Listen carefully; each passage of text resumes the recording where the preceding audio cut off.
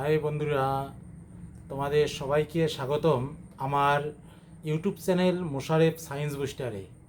তো আজ আমরা শুরু করব যে দশম শ্রেণীর ভৌতবিজ্ঞানের দ্বিতীয় চ্যাপ্টার গ্যাসের আচরণ।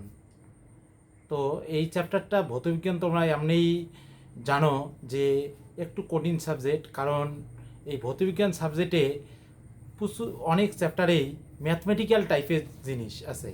এই ম্যাথমেটিক্যাল টাইপের জিনিস এবং অঙ্কগুলো করতে গেলে সাধারণত যেগুলো দুর্বল কোয়ালিটির স্টুডেন্ট তাদের ক্ষেত্রে একটু অসুবিধা হয়, আমি জানি, কিন্তু তারপরেও তেমন কিছু না। তোমরা কিন্তু নিশ্চয়ই একটু ভালো করে প্র্যাকটিস করবে এবং লিখে লিখে প্র্যাকটিস করবে, যাতে তোমাদের কোনো কনফিউশন না হয়। কারণ তোমরা যদি প্র্যাকটিস না করো, তাহলে কিন্তু অনেক ক্ষেত্রে তোমরা যখন পরীক্ষার খাতায় গিয়ে সমীকরণগুলো লিখতে যাবে, তখন কিন্তু অনেক সময় ভুল হওয়ার একটা সম্ভাবনা থাকে। তা কাজেই যে জিনিসগুলো পড়াবো তোমরা অবশ্যই বাড়িতে গিয়ে ভিডিওগুলো একটু মনোযোগ দিয়ে দেখবে, এবং কোথাও যদি কোনো কনফিউশন থাকে তোমরা কিন্তু অবশ্যই কমেন্ট বক্সে লিখবে, আমি আমার যথাসাধ্য সেগুলোকে উত্তর দেওয়ার চেষ্টা করব। তো শুরু করা যাক। আজ আমরা শুরু করব যে ভৌতবিজ্ঞানের দ্বিতীয় চ্যাপ্টার গ্যাসের আচরণ। এই চ্যাপ্টার থেকে যে গুরুত্বপূর্ণ জিনিসগুলো তোমাদের পড়তে হবে সেটা হলো বয়েলের সূত্র, চার্লসের সূত্র, অ্যাভোগাড্রোর সূত্র, আদর্শ গ্যাস, বাস্তব গ্যাস। এই জিনিসগুলো পড়তে হবে খুব ভালো করে, কারণ এই টপিকগুলো থেকেই কিন্তু মাধ্যমিক পরীক্ষায় কোশ্চেন সেট হয় বেশিরভাগ ক্ষেত্রেই। তো আমরা আজকে প্রথমে শুরু করব বয়েলের সূত্র। তো বয়েলের সূত্র পড়ার আগে তোমাদের আমি একটা জিনিস বলি, তোমরা একটা জিনিস লক্ষ্য করো যে কোনো গ্যাসের আয়তনকে আয়তন মানে কি ইংরেজিতে ভলিউম থেকে আসবে ভি। এবার গ্যাসের চাপকে লেখা হয় প্রেসার দিয়ে, প্রেসার মানে হলো পি, আর ভর মানে হলো মাস, সেখান থেকে আসবে এম। তো এই কয়েকটা জিনিস আমাদের, আর উষ্ণতা মানে হলো টেম্পারেচারকে লেখা হয় টি। এই কয়েকটা জিনিস কিন্তু তোমরা ভালো করে মাথায় রাখবে। আয়তন মানে হলো ভি, চাপ মানে পি, তারপর ভর মানে এম, আর উষ্ণতা বা তাপমাত্রা মানে হলো টি। এই কয়েকটা জিনিস আগে ভালো করে মাথায় রাখবে। কোনটা মানে কি, আয়তন মানে ভি, চাপ মানে পি, ভর মানে এম, উষ্ণতা মানে টি। তো আমাদের ভালো করে মাথায় রাখতে হবে যে বয়েলের সূত্র মনে রাখার জন্য একটা ছোট টেকনিক তোমাদের বুঝতে হবে। কি টেকনিক? যে কোনো জিনিসকে বয়েল করা, যেমন আমরা বাড়িতে অনেক সময় বলি যে ডিম বয়েল মানে হলো ডিমকে উত্তপ্ত করা। তা তোমরা এখানে সোজা একটা টেকনিক মাথায় রাখবে যে বয়েল করা মানে হলো উত্তপ্ত করা, যেহেতু বোঝাচ্ছে, তার মানে বয়েলের সূত্র উষ্ণতা ধ্রুবক থাকবে, আর গ্যাসের ভর সব যে এখানে যে সূত্রগুলো আছে, বয়েলের সূত্র, চার্লসের সূত্র, সেগুলো তো ধ্রুবক থাকবে। তাই এটা জাস্ট কিন্তু কোনো সাইন্টিফিক ব্যাখ্যা না, তোমার মনে রাখার টেকনিকের জন্য এটা মাথায় রাখতে পারো যে বয়েলের সূত্র গ্যাসের ভর ধ্রুবক থাকবে এবং উষ্ণতা ধ্রুবক থাকবে। তাহলে চেঞ্জ হবে কি চলরাশি কি, আয়তন এবং চাপ। এবার আমরা জানি কোনো গ্যাসের ক্ষেত্রে আমরা যদি উষ্ণতা বৃদ্ধি করি তাহলে সাধারণত আয়তন বাড়ে, উষ্ণতা বৃদ্ধি করলে আয়তন বাড়ে। তা যদি আমরা চাপ এবার বৃদ্ধি করি, তাহলে চাপ বৃদ্ধি করলে আয়তন কমবে, চাপ হ্রাস করলে আয়তন বাড়বে, মানে উল্টা সম্পর্ক। আর উল্টা সম্পর্ক মানে হলো ব্যস্ত সম্পর্ক। আর ব্যস্ত সম্পর্ককে আমরা কিভাবে লিখি? তাহলে পি এবং ভি এর মধ্যে কোন সম্পর্ক? ব্যস্ত। তাহলে এই যে ব্যস্ত সম্পর্ককে যে কোনো একটাকে কিন্তু 1/, আকারে লিখতে হয়। তাহলে বয়েলের সূত্র থেকে আমরা কি জানবো? যে তাহলে কি ধ্রুবক ধরলাম? গ্যাসের ভর এবং উষ্ণতা ধ্রুবক ধরলাম। তাহলে নির্দিষ্ট ভরের কোনো গ্যাসের যদি উষ্ণতা ধ্রুবক থাকে, তাহলে ওই গ্যাসের চাপ গ্যাসের আয়তনের সঙ্গে ব্যস্তানুপাতে পরিবর্তিত হয়। এটাই হলো বয়েলের সূত্র। মানে কোনো গ্যাসের ভর এবং উষ্ণতা যদি ধ্রুবক থাকে, তাহলে চাপ গ্যাসের আয়তনের সঙ্গে ব্যস্তানুপাতে পরিবর্তিত হবে। তার মানে বয়েলের সূত্রটার গাণিতিক রূপ কি হবে? পি প্রপোর্শনাল 1/v, ব্র্যাকেটে অবশ্যই লিখতে হবে যখন এম ও টি ধ্রুবক। তাহলে এটাই হলো বয়েলের সূত্র। তাহলে তোমাদেরকে পরীক্ষা যদি দেয় যে বয়েলের সূত্রে ধ্রুবক কি, তাহলে আনসার হবে গ্যাসের ভর এবং গ্যাসের উষ্ণতা। যদি বলে চলরাশি কী কী, তখন হবে গ্যাসের আয়তন এবং গ্যাসের চাপ। এটা ভালো করে তোমরা মাথায় রাখবে। এবার এক এক করে আসা যাক যে বয়লের সূত্রের ক্ষেত্রে গাণিতিক রূপ কি হবে, বয়লের সূত্রের ব্যাখ্যা কি হবে। তাহলে আমরা গাণিতিক রূপটা যদি প্রতিষ্ঠা করি তাহলে দেখো অ্যাকচুয়ালি কি দাঁড়াইতেছে বয়লের সূত্রে গাণিতিক রূপ। ভালো করে তোমরা একটু লক্ষ্য করো যে বয়লের সূত্রে থেকে এই যে গাণিতিক রূপটা, তাহলে তোমরা একটু লক্ষ্য করো গাণিতিক রূপটা, গাণিতিক রূপ। তাহলে বয়লের সূত্র থেকে আমরা দেখতেছি যে কোনো গ্যাসের নির্দিষ্ট ভরের, কোনো গ্যাসের নির্দিষ্ট ভরের কোনো গ্যাসের নির্দিষ্ট ভরটাকে এম দিয়ে লিখতে পারো। নির্দিষ্ট ভরের কোনো গ্যাসের চাপ সমান সমান পি, আয়তন সমান সমান ভি, উষ্ণতা সমান সমান টি। তাহলে বয়লের সূত্র থেকে আমরা পাই, বয়লের সূত্র থেকে, বয়লের সূত্র থেকে পাই তাহলে কি পাবো, পি প্রপোর্শনাল 1/v, বা কেউ যদি লেখো ভি প্রপোর্শনাল 1/p তবুও ঠিক। পাশে কিন্তু কন্ডিশন অবশ্যই লিখতে হবে, যখন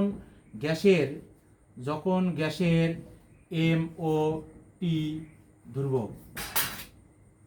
তাহলে এই যে প্রপোর্শনাল চিহ্ন তুল দিলে তাহলে একটা ধ্রুবক দিতে হয়, তাহলে পি সমান সমান কে বাই ভি। তাহলে কে কোথার থেকে আসলো পরিচয় দিতে হবে, যে যেখানে কে একটি ধ্রুবক।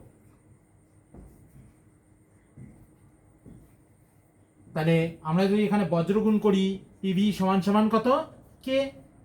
তাহলে দেখো কোনো গ্যাসের চাপ এবং আয়তনের গুণফলটা কি আসছে, ধ্রুবক আসতেছে। এখন P1 চাপে গ্যাসের আয়তন, P1 চাপে গ্যাসের আয়তন সমান সমান V1, P2 চাপে গ্যাসের আয়তন সমান সমান V2 ডট ডট, মানে এইরকম করে যদি চলতেই থাকে তাহলে আমরা এখান থেকে কি পাবো, P1 V1 সমান সমান কত, P2 V2 সমান সমান ডট ডট সমান সমান ধ্রুবক। এটাই হলো বয়লের সূত্রের গাণিতিক রূপ। খুব ভালো করে পড়বে। তাহলে বয়লের সূত্র সম্পর্কে, বয়লের সূত্রের গাণিতিক রূপ, তাহলে এইটুকুই গাণিতিক রূপ। এবার যদি আসে যে বয়লের সূত্রের ব্যাখ্যা কি, তাহলে ব্যাখ্যাটা একটু লক্ষ্য করো। তাহলে আমরা দেখতেছি বয়লের সূত্র থেকে গ্যাসের এই যে সমীকরণটা তোমরা লক্ষ্য করো, বয়লের সূত্র থেকে দেখতেছি গ্যাসের চাপ এবং আয়তনের গুণফলটা ধ্রুবক হয়। এবার মনে করো আমি গ্যাসের চাপ পির জায়গায় যদি 2p করি, গ্যাসের চাপ পি আছে, আমি পিটাকে বাড়িয়ে 2p করলাম, তাহলে আয়তন কিন্তু তাহলে কমবে। আমরা জানি বয়লের সূত্র থেকে গ্যাসের চাপ যদি বৃদ্ধি করা হয় তাহলে আয়তন হ্রাস পায়, আর আয়তন যদি বৃদ্ধি করা হয় তাহলে চাপ, উল্টাটা ব্যস্ত সম্পর্ক। তাহলে সেক্ষেত্রে দেখো আমরা বয়লের সূত্র থেকে পাচ্ছি কি, পিভি সমান সমান কে, কে মানে কিন্তু ধ্রুবক। তাহলে বয়লের সূত্রের ব্যাখ্যার ক্ষেত্রে যদি আমি পির মান যদি 2p করি তাহলে ভির মান কত বসালে এটা যেন কেই থাকে, তাহলে অটোমেটিক্যালি তাহলে ভির জায়গায় কত বসবে, v/2। তবেই দেখো এই 2 কিন্তু কেটে গিয়ে কে আসতেছে। তার মানে বয়লের সূত্র থেকে কোনো গ্যাসের চাপ যদি আমি দ্বিগুণ করি তাহলে আয়তন হবে v/2। অনুরূপভাবে চাপ যদি আমি 3p করি তাহলে আয়তন কত হবে, v/3। তাহলেই দেখো কিন্তু 3 কাটা গিয়ে পিভি থাকতেছে। অনুরূপভাবে বয়লের সূত্র থেকে যদি চাপ আমরা 4p করি তাহলে আয়তন কিন্তু হবে v/4। তাহলে এটাই হলো বয়লের সূত্রের ব্যাখ্যা। এবার বয়লের সূত্র থেকে তোমাদের যে লেখচিত্রগুলো আছে, লেখচিত্রগুলো খুব ইম্পর্টেন্ট, বিশেষ করে পিভি লেখচিত্র। পিভি লেখচিত্রটা খুব ভালো করে পড়বে। পিভি লেখচিত্র, তাহলে বয়লের সূত্র থেকে তোমাদের যদি পিভি লেখচিত্র অঙ্কন করতে বলে, ভালো করে বুঝো, পিভি লেখচিত্র। তাহলে পিভি লেখচিত্র থেকে আমরা কি পাচ্ছি, যে কোনো গ্যাসের চাপ বাড়লে আয়তন কমে, চাপ কমলে আয়তন বাড়ে। এবার যদি আমরা লেখচিত্র অঙ্কন করি, ভালো করে লক্ষ্য করো যে এই যে বয়লের সূত্র থেকে যদি লেখচিত্র অঙ্কন করি তাহলে মনে করো পিটাকে দিলাম ওয়াই অক্ষ বরাবর, ভিটাকে দিলাম এক্স অক্ষ বরাবর, এক্স এটা হলো ওয়াই, তাহলে এটা হবে P-V লেখচিত্র। এবার দেখো এই x অক্ষ বাড়া মানে x অক্ষ বরাবর যাওয়া মানে ভির মান বৃদ্ধি পাওয়া, আর y অক্ষ বরাবর যাওয়া মানে পির মান বৃদ্ধি পাওয়া। আমরা জানি ভির মান যদি বাড়ানো হয় তাহলে পি এর মান আস্তে আস্তে কমতে থাকে। তাহলে মানে এই যে লেখচিত্রগুলো আস্তে আস্তে কিন্তু এই রকম হবে, এটা কিন্তু এখানে লাগবে না। হ্যাঁ, তাহলে এই ধরনের লেখচিত্রগুলোকে বলা হয় সমপরাবৃত্ত। তাহলে বয়েলের সূত্র থেকে এটা এই শর্টটা কিন্তু খুব পরীক্ষা দেয় যে বয়েলের সূত্রের P-V লেখচিত্রের প্রকৃতি কিরূপ। তাহলে আনসার হবে সমপরাবৃত্ত। তাহলে আমরা যদি বয়েলের সূত্রে P-V লেখচিত্রটা যদি লিখতে চাই তাহলে আমরা কি লিখব, যে নির্দিষ্ট ভরের কোনো গ্যাসের উষ্ণতা ধ্রুবক থাকলে যদি গ্যাসের চাপ P, গ্যাসের চাপকে কোনো দিয়ে লেখা হয় P কে y অক্ষ বরাবর এবং গ্যাসের আয়তন ব্র্যাকেটে V কে x অক্ষ বরাবর স্থাপন করা হয় তাহলে P-V লেখচিত্রটি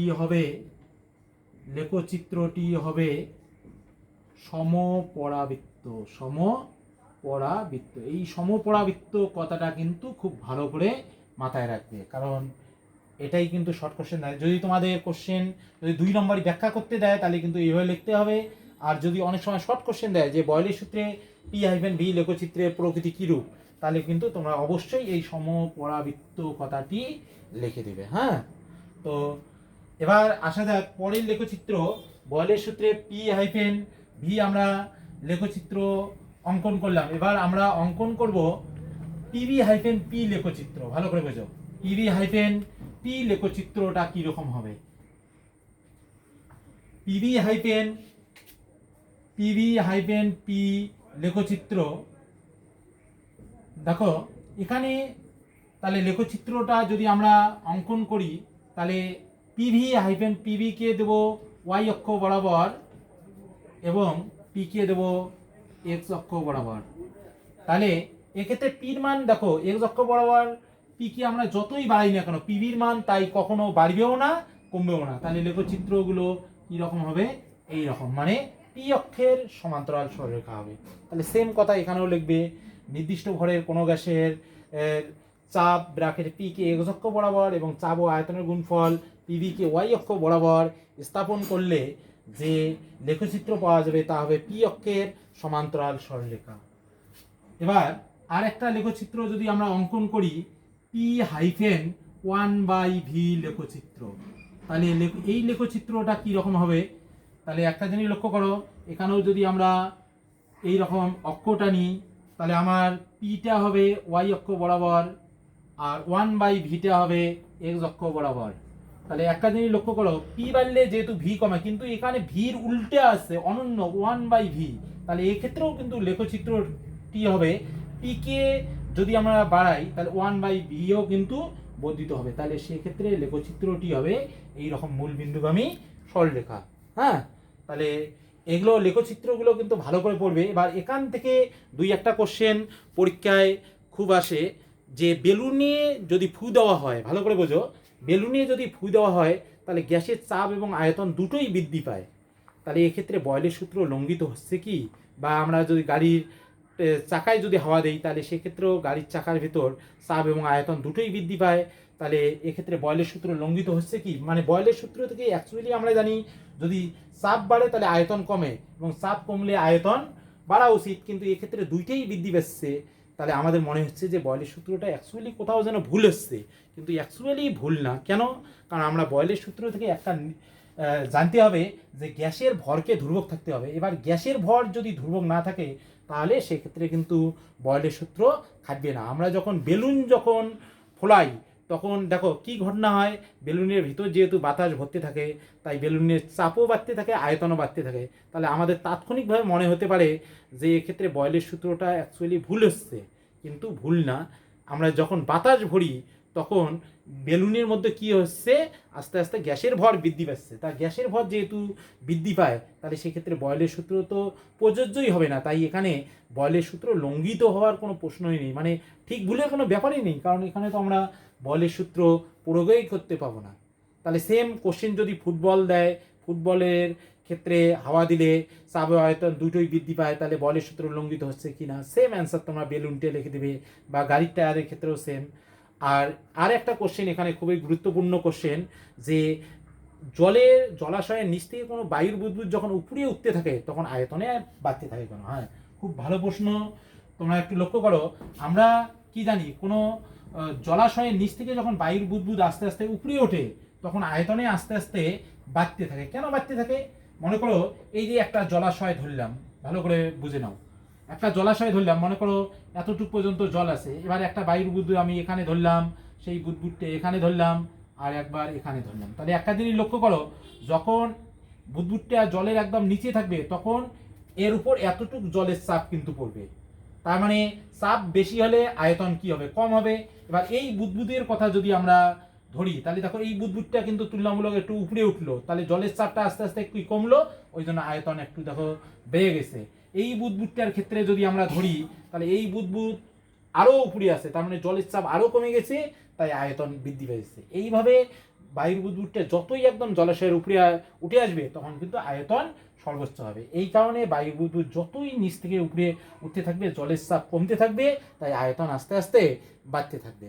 এটাই হলো তোমার বায়ুর বুদবুদ যতই জলাশয়ের নিচ থেকে উপরে উঠতে থাকবে আয়তন ততই বাড়তে থাকবে। তা এটাই হলো বয়েলের সূত্রের যে যে কোশ্চেনগুলো আসতে পারে বা যে রিলেটেড কোশ্চেনগুলো আসতে পারে আমি কিন্তু পুরোটাই করে দিলাম। তা তোমাদের যদি কোনো কনফিউশন থাকে তোমরা অবশ্যই কমেন্ট বক্সে লিখবে। আজ এই পর্যন্তই।